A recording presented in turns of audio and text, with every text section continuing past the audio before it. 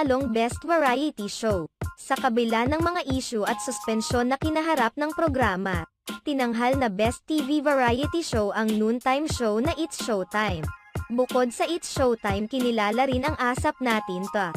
Ang host nito sina Gary Valenciano at Ann Curtis ay nakatanggap ng award para sa Sining at Kultura Paglilingkod sa Bayad Award. Si Vice Ganda naman ay nakatanggap ng para sa Sining at Kultura ng Pangmadlang Komunikasyon Award. Ayon sa It's Showtime Management, mulit-muli maraming salamat sa mga bumubuo sa 20th Gawad Tanglaw para sa Sining at Kultura para sa parangal na inyong iginawad sa amin bilang Best TV Variety Show.